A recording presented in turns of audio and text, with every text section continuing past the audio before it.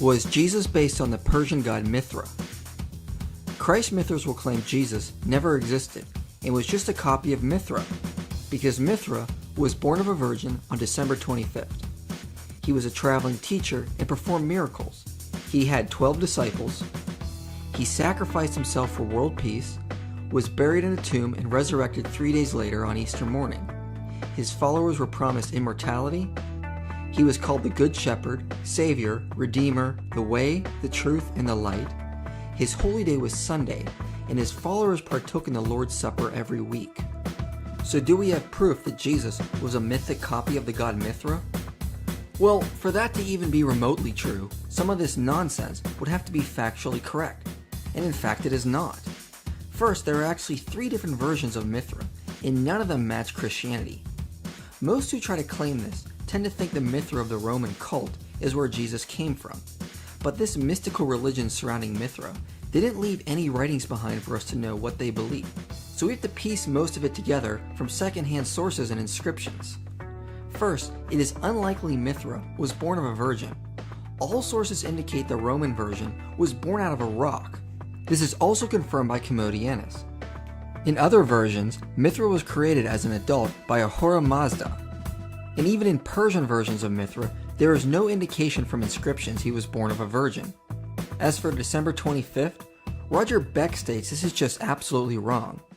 In truth, the only evidence for it is the celebration of the birthday of Invictus on that date in calendar of Philocalus. Invictus is of course Sol Invictus, Aurelian's sun god. It does not follow that a different, earlier and unofficial sun god, Sol Invictus Mithras, was necessarily, or even probably, born on that day too. There is no evidence Mithra was ever called a traveling teacher. As for performing miracles, such a task was said of just about every deity. It is way too general to form any parallel. There is no evidence Mithra had 12 disciples in any version. In the Persian or Iranian version, he had 1 companion, who was Varuna, and in the Roman version, he only had 2 companions.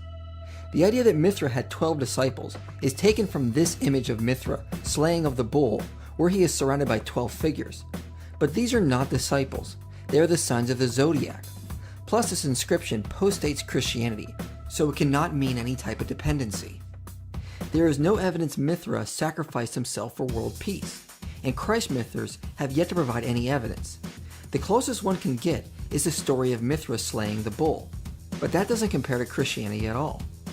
As for his burial and resurrection, this is just an outright modern lie. There is no indication in any version of Mithra that he died, let alone was buried and resurrected.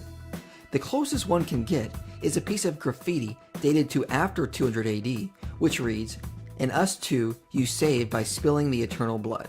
However, every Mithric scholar notes this refers to the spilling of the bull's blood, not his own. The Mithric cult probably did promise their followers immortality, because that was customary in almost all religions, and is way too general to force any type of real parallel. But even if this is true, we still aren't really sure, because again, we simply don't have any Mithric writings left for us. Roger Beck even suspects that in the Mithric religion, there was never any specific ritual about the soul's journey after death. Mithric was never called the Good Shepherd, Savior, Redeemer, the Way, the Truth, and the Light, or any common title that is applied to Christ.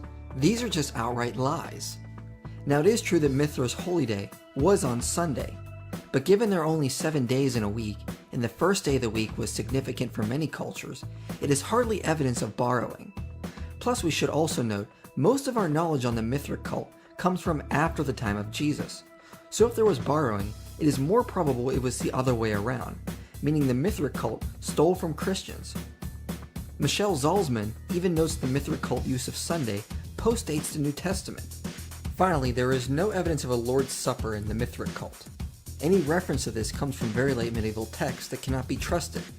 So since that is the case, there is no evidence Jesus was just a myth based on Mithra.